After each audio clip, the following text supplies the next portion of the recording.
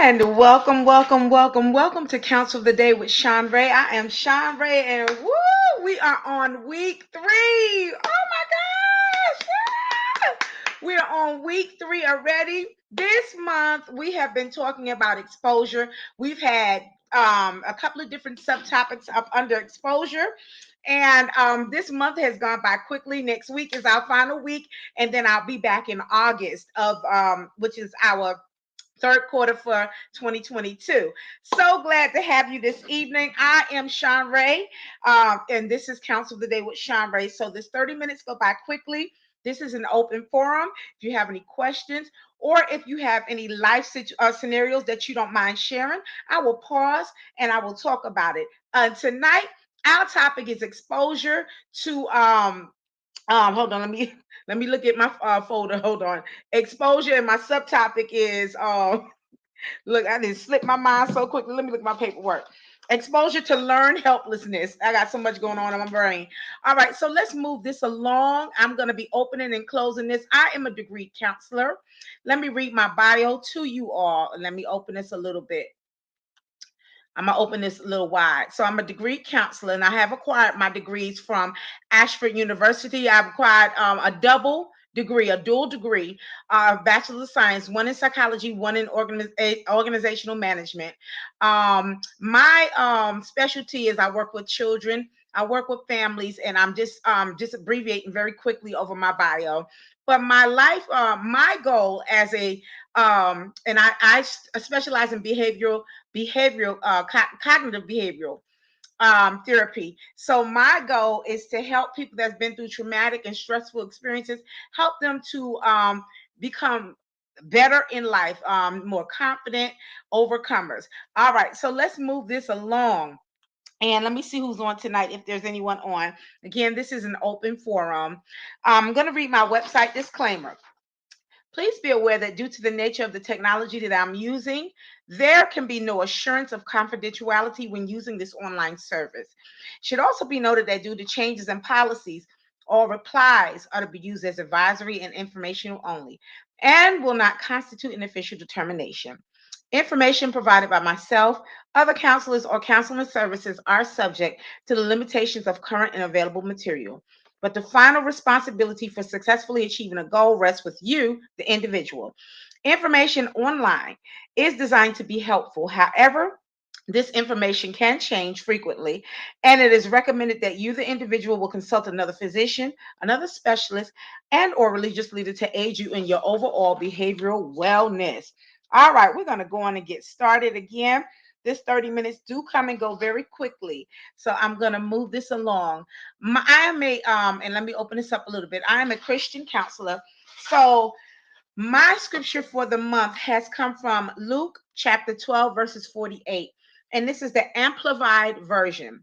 It says, "For everyone to whom much is given, of him shall much be required." Now, we know from the King James Version, if you are a Christian believer, the original version of this is, "To whom much is given, much is required." All right. So tonight we're going to be talking about exposure, or excuse me, this week, exposure to learned helplessness. Now, we actually started talking about this some last Thursday, and I said that I was going to continue to talk about this learned learned helplessness on this week and break it down a little bit further. What we learned last week on learned exposure is how people have learned helplessness. Excuse me. People have just learned. A lot of them just go to sleep in a stressful situation, like sleep just comes over them and like they're helpless, like they just cannot help going to sleep during a stressful or time in their lives, and it's a way to avoid. It's an avoidance mechanism for them. So that's where we left off last Thursday about learned helplessness, and it is a dysfunction or a disorder. Learned helplessness. Again, we started touching on it last Thursday, about people who fall asleep. They go to sleep during a stressful time in their life, which is an avoidance mechanism. It's a way for them to avoid what's going on at the time. Not like a problem is going to go away when they wake up. It's still going to be there, but that's just their automatic. It's a learned type of reaction, a learned helplessness. Okay, so let's move this along. Definitions for this evening, and I think I'm going to blow this up just a little bit more so you can see this. Number one, exposure. And I've chosen to use the definition: the state of being exposed to contact with something, not just someone, but something. Helplessness, the inability to defend oneself or to act effectively. Again, helplessness, the definition I chose was an inability to defend oneself or to act effectively. Learned, the definitions that I chosen here, excuse me, is one. The definition that I've chosen is to gain or acquire knowledge or skill in something by study, experience, or being taught. Again, learned. The definition for learned is gaining or acquiring knowledge of or skill in something by studying, experience, or being taught. All right, so let's move this on for tonight, because again, our key points for tonight. We're going to be talking about learned helplessness. Like I said, we're bringing this over from last Thursday. The research on learned helplessness. How do we learn to be helpless? There are some people that learn to how to be helpless. What is adult entitled dependence, or AED? And then overcoming learned helplessness. So these are the key points that we're going to be talking about tonight. All right, so let me and we're going to get to this because again, 30 minutes come and go very quickly. Good evening. Hey, Daryl. Hi, Daryl. How you doing? Okay.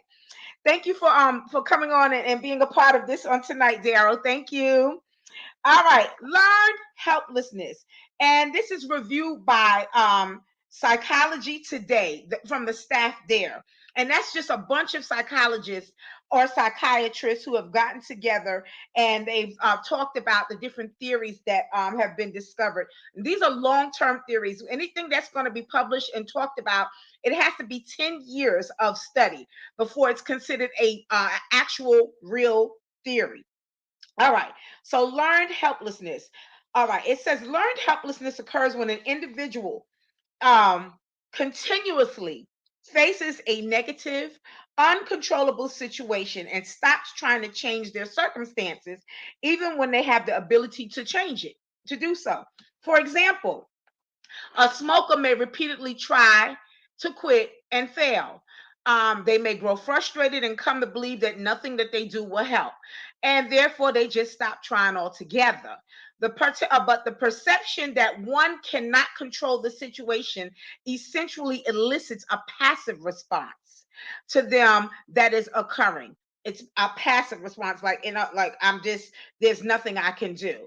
So that's what learned helplessness is. Let's talk about the research now on learned helplessness. If you have any questions, once again, any questions, or if you have any life scenarios that you'd like to share, I will pause and I will go on and we will address them.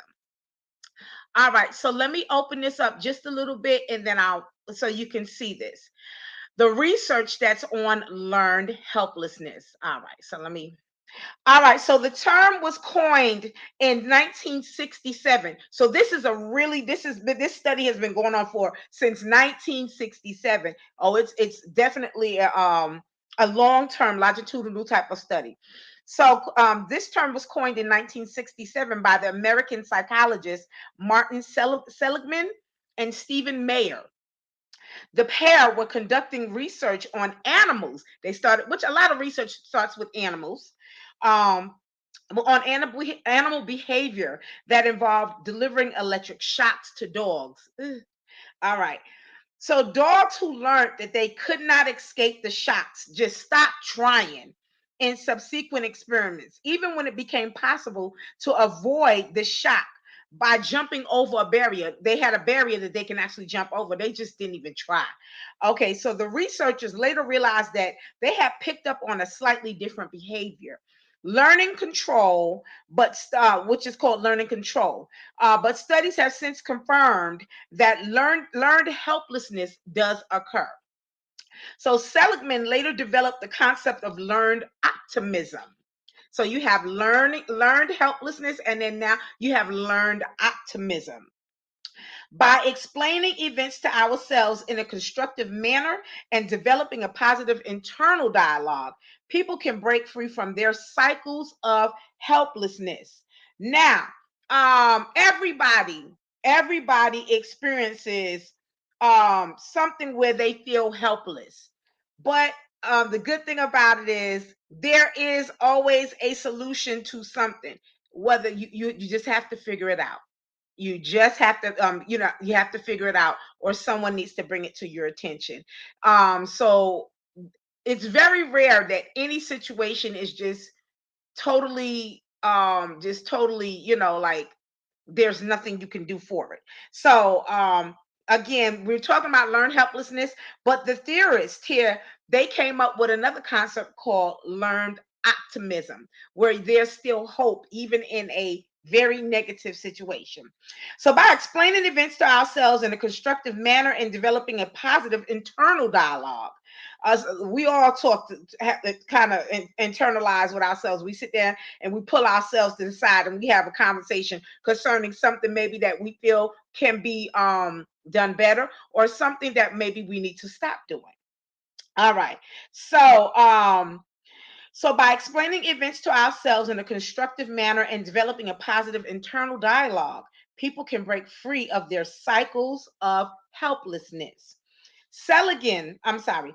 So the question is, how do we learn to be helpless? This is a good question here. How do we learn to be helpless? And I think we all have learned at some point in our lives to be helpless at some point with something in our lives.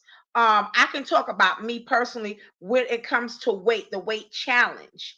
Um, with the way and so growing up as a very chunky child, I don't like to say the fat word, but growing up as a very chunky child, um, it almost seemed inevitable that I won't lose weight without starving myself to death and being malnutrition or whatever. But I kept that learned optimism, and I continued to do what I knew to do, and then I continued to learn about other things that can help me achieve my goals. Now I'm not a skinny mini. I'm not as large as I used to be, but I do know how to maintain the weight that I am. And then if I need to lose a few more pounds, then I can do the same thing. All right. So, but how do we learn to be helpless? Let me blow this up just a little bit so y'all can see this a little bit better. We talked about learned optimism. Okay. So, how do we learn to be helpless? All right. So, Seligman, that's one of the theorists. Seligman, um his subjective study participants to loud he started doing a study on humans after he did study on animals, and he subjected these people to loud unpleasant noises using a lever that would or would not stop the sound. Okay, so the group whose lever wouldn't stop the sound in the first round stopped trying to silence the noise. They just stopped trying altogether. Not trying leads to apathy. Okay, apathy and powerlessness, and this can lead to all or nothing thinking. Nothing I do, like this, like nothing I do matters, or I always lose. Okay, that's that apathy. That's that apathy, that powerlessness. Okay, but this phenomenon exists in many animal species as well as in humans. So let's move this on to our next question here. Let me see. Does anyone have any questions or anything? Okay, all right, we're going to keep going. Now we're going to talk about, again, because they want to answer the question, how do people learn how to be helpless? So let me open this up just a little bit. Does over parenting help, does this cause helplessness, lead to helplessness in children? Over parenting, being a helicopter mom or being a helicopter parent. All right. So the concept may always manifest in educational settings when children feel that they cannot perform well and therefore stop trying to improve. The experience is characterized by three main features. Okay. Number one, a passive response to trauma, not believing that trauma can be controlled and stressed. And when parents do everything for their children, helplessness can follow. So kids, they don't learn to take care of themselves, and then they lose their personal agency when a parent, a helicopter parent, does everything for them. A good example of helplessness is when parents do their children's chores for them, or parents do. I'm a former teacher. I'm a retired teacher. So I used to have I used to experience parents who did the children's homework for them. The children would still wind up failing because the parents wasn't in, they didn't know the work. They wasn't in school for 8 hours a day. They didn't learn how to do the work, but the parents would do the children's work for them, their homework, and the child would still fail. Okay, so instead of helping, they thought they was helping, but they were not. They were not helping. They were actually hurting the child. So, and the child, whenever they would experience something that was a little tough for them, oh, they have a temper tantrum, or I just give up, or forget about it. Forget about it. Those are the type of things, which is all symptoms and signs of not trying, or just giving up, feeling helpless. So they wanted to know, one of the answers to the question is, how do you learn to be helpless? Number one is, hey, they're finding out, maybe over parenting, being a product of a parent who just was a helicopter parent. That's one thing. All right, so now they're asking questions here. Let me open this up just a little so you can see. All right, so now how did I? Okay, now I was feeling like a bit minute. All right, so what is adult entitled dependence? AED. What is AED, or adult entitled dependence? All right, so it says that the well-known term failure to launch. There was a movie out years ago called Failure to Launch. So good. I think it was with Bradley Cooper. I might be wrong. But it was with a well-known mainstream actor, and he just failed to launch. He did have a tragic. He had a tragic event that happened to him, and it caused him to move back home with his parents. He was like 40, and he moved back home with his parents, and he just failed to launch. So the mom was trying to get him to find ways to get him to be independent and to get back out there and just to try again. It was a tragic event that caused him to just stop, the failure to launch. But that movie was it was comical, but it also had a great message to it. So the well-known term for what is adult entitled dependency, AED, is failure to launch. And this is a reality for a lot of parents. Okay, the adult child is not interested in college. They're unable to land a gainful employment and appears to be in a state of inertia. So he or she is fully dependent on their parents. Some researchers use the term adult entitled dependence, or AED, to describe this phenomenon. So the adult child may suffer problems such as anxiety and depression. And in some cases, the adult child blames the parents for their dysfunction.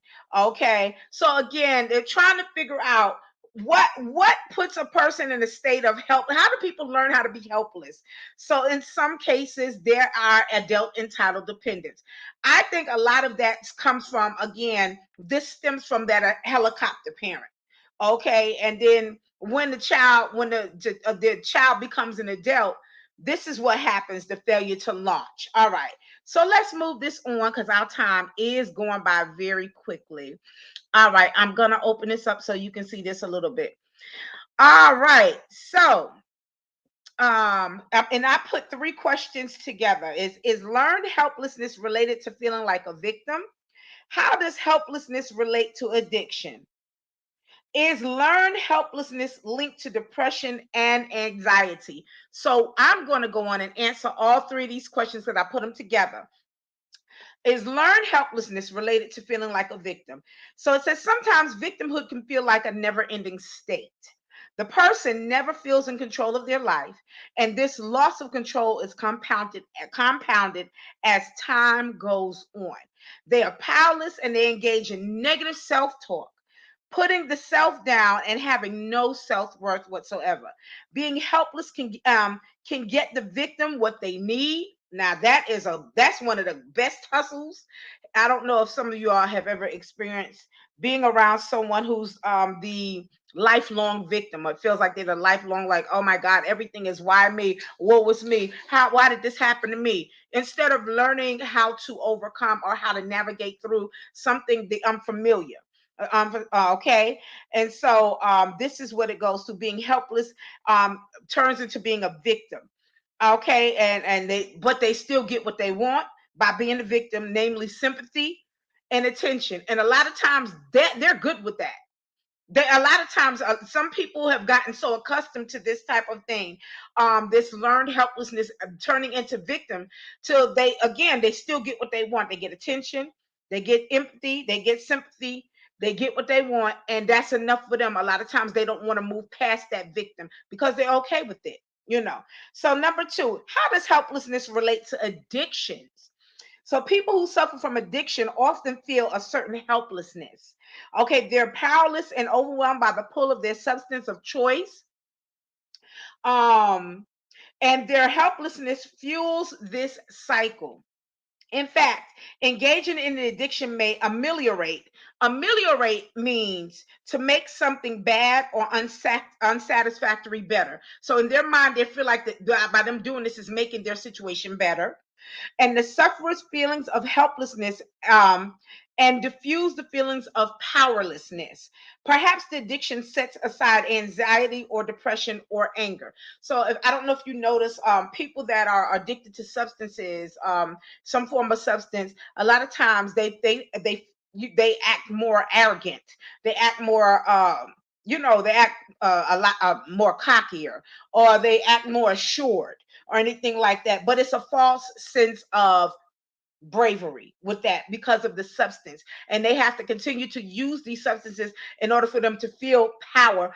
And it's still an avoidance mechanism because, again, when they come down from that high, that issue is still there. All right. So, number three, let's answer the third question here. Is learned helplessness linked to depression and anxiety? So, in the real world, learned helplessness can emerge from and contribute to depression, anxiety, and post traumatic stress disorder. So, during a depressive episode, for instance, someone may believe that nothing will end their suffering. So, they stop seeking help completely. And when a person experiences high self efficacy and independence, they also enjoy better health outcomes. I don't know if some of you ever experienced being around or affiliating with somewhere where um the person makes every little situation in their life, they blow it out of proportion. Again, that's that victim. They blow it out of proportion, and in their mind, oh my God, I'm a magnet for mistreatment. Why does this always happen to me? Why are people always coming after me? That's just set in their mind. Why is this always? And so when you're thinking that way, then anything is going to look like, oh wow, this happened only to me. It could be 10 people in the room where everybody experienced the same type of, offset or negative experience. But that person with that mindset is going to blow it out of proportion. Oh my God, it happened to me. Why did this, everybody, this is, stuff like this always happens to me. Okay. And so, depression. It's more deep seated with that person. Of course, everyone has experienced traumas in their lives, but unfortunately, a child's their childhood is going to shape a lot of times what you have to overcome or what you need to not become when you become an adult. You want to be functional, or are you going to continue to be dysfunctional? All right, so here we go. I feel stuck and helpless in my relationship. What can I do? I'm going to blow this up and I'm going to move this along, because this is a huge reality here. It says, I feel stuck and helpless in my relationship. What can I do? This is another sense of learned helplessness. Okay, I'm looking for any. Hi, Uncle Stephen. How you doing? If anyone has any questions or any life scenarios that you don't mind sharing, I will pause and I will give light to that. All right, I'm going to leave this open because this is something that a lot of people are experiencing in relationships. Okay, so it says, I feel stuck and helpless in my relationship. What can I do? People who feel stuck in a relationship, sometimes they just give up. Okay, they're unable to improve or work on their relationships, and they're also unable to end that relationship. Sometimes a partner can feel that they're invested a lot in that union, and moving on just does not feel right. Yet fixing the problem seems just as daunting or just impossible. So instead, they just slide into a state of helplessness. For example, what's the point in trying? Okay. And this is more of a reality than anything. The question here says, this is the statement actually. I feel stuck and helpless in my relationship. What can I do? We see this more often than not, where people either just stop trying, oh, this is just the way it is, this is just the way the person is, and they just say, I'm just going to live with it. Or some people say, I'm not, and they keep moving on. Whereas the situation actually can improve, but it always takes whoever's in the relationship, always takes two, not one. One person can't fix a relationship with two people. So it takes both people to kind of take down. We're going to move on. We're going to talk more about this on Thursday, about this here. I feel stuck and helpless in my relationship. All right. So again, a lot of times um, the whole thing is, what is the point? What is the point in trying? Okay. But if anything is going to get better, and I'm going to open this picture up because I want y'all to see this right here. Look at him. Look at the man in the jar. He feel like he's stuck in a jar with a woman's hands over it. I'm just stuck. Look at the woman. I'm just closed up and stuck in a jar. A lot of people feel this way in relationships, but relationships, um when they're built, they come together to make us stronger, and also for us to be happy, because everything in life changes. We change. I saw something earlier on Facebook. A friend of mine's put on there. It was a butterfly and it was a caterpillar, and they were meeting for lunch. And so the caterpillar said to the butterfly, you've changed. And the butterfly said, we're all supposed to change. And that's what this is about. Any relationship, we're supposed to change for the better. So there's no, it's no need to stay stuck. Now, some relationships are not going to work out, but for the bulk of it, it takes pulling down these egos and changing and growing, and whatever that's not healthy in it, to put that away, and whatever works in your relationship, build from there. Okay, so we're going to finish talking about this on Thursday. Let's move this along to the next thing. All right, and let me open this up so you can see it. So the next thing says, how to overcome learned helplessness. How can we overcome learned helplessness? Okay, how do you overcome learned helplessness? All right, so let me close this a little bit.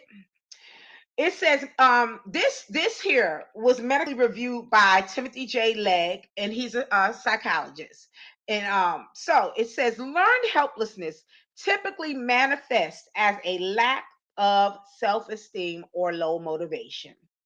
All right, a lack of persistence, the conviction of being inept, and ultimately failure. Ultimately failure. So it is more common for people who have experienced repeated traumatic events such as childhood neglect and abuse or domestic violence. All right. So when we're helpless, We have no control over our lives, over our actions, and our actions are futile. Nothing will change. So why bother? That's always stamped in the brain. Nothing is going to change. So why even bother, right? In this mindset, change seems unfeasible, though. However, it is always possible to take action.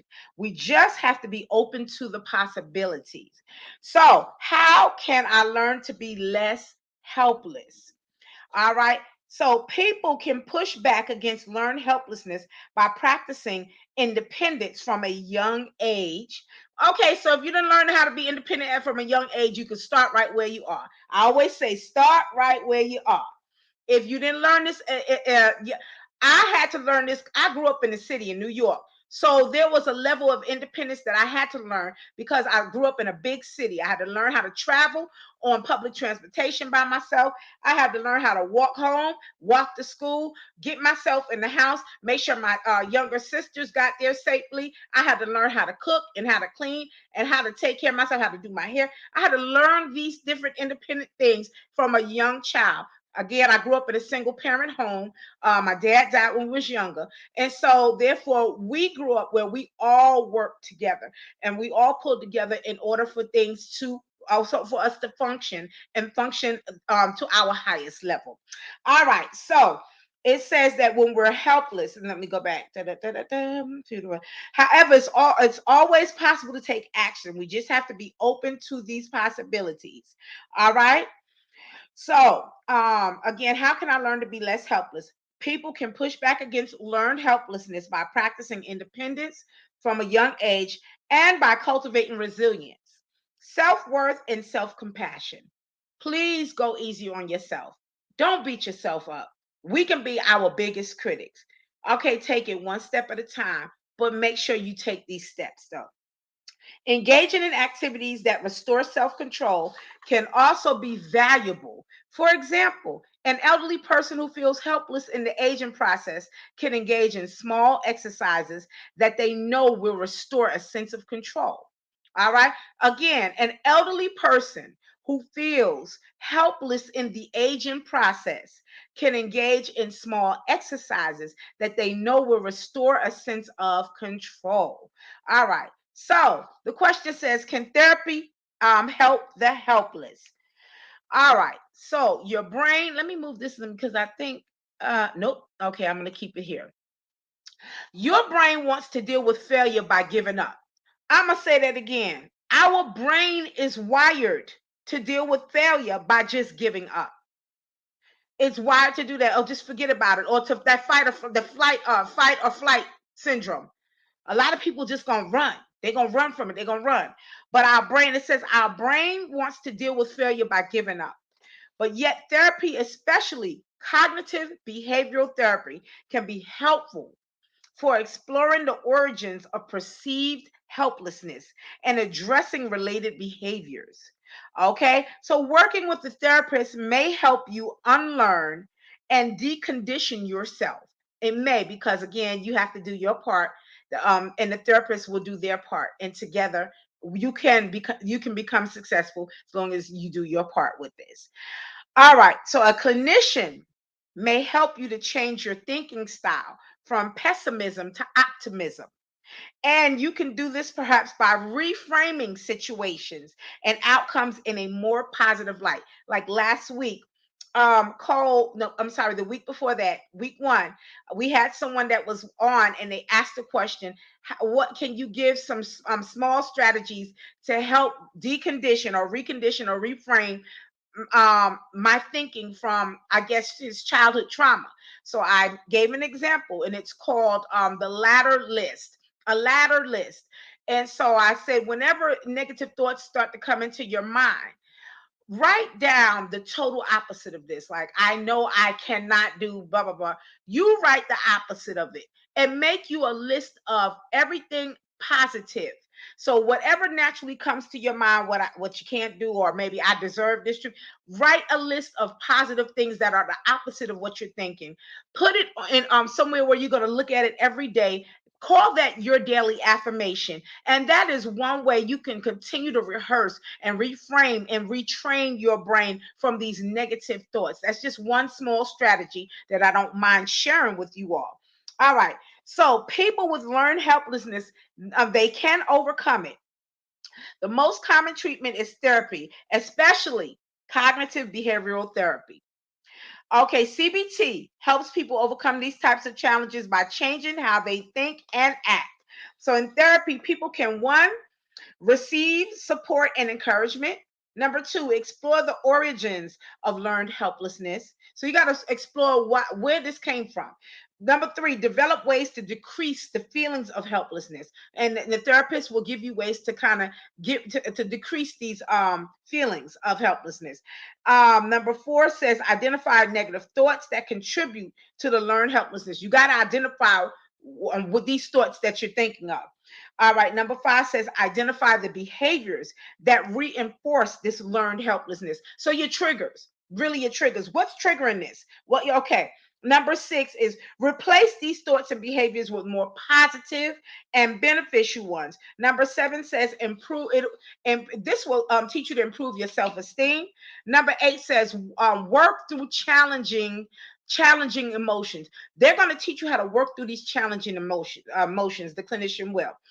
And number nine, what am I at? The next one says address instances of abuse, neglect, and trauma. You have to address where this came from. And then the last one says set goals and tasks for themselves. So with everything with cognitive behavioral therapy, it's a lot of hands-on, it's homework, it's a lot of projects, things that will get you going and motivated, and it starts showing you daily how to overcome whatever it is that you might be facing or have experienced, and you want to just get rid of and replace them with better thought patterns, with better ways to deal with it, how to totally overcome these triggers and stuff. So some researchers suggest that exercise also can prevent learned helplessness in animals. They researched that and found out that with exercise, it helped with the research with animals. So though there's no research in this particular effect of exercising in humans, physical activity usually benefits mental health. I know when I get out and walk out in nature, I feel a lot better. My mind is clear, but I can just talk about me. And I'm not no big exerciser, but I do like to walk or ride my bike. And I feel so much better when I do this. Okay. So physical activity usually benefits mental health and can reduce or prevent anxiety, depression, stress, and other health problems. Eating a healthful diet, meditating, and practicing mindfulness are other lifestyle changes that can boost a person's mental health and their outlook. Certain factors, such as a history of abuse and a pessimistic outlook, can make a person more prone to learned helplessness.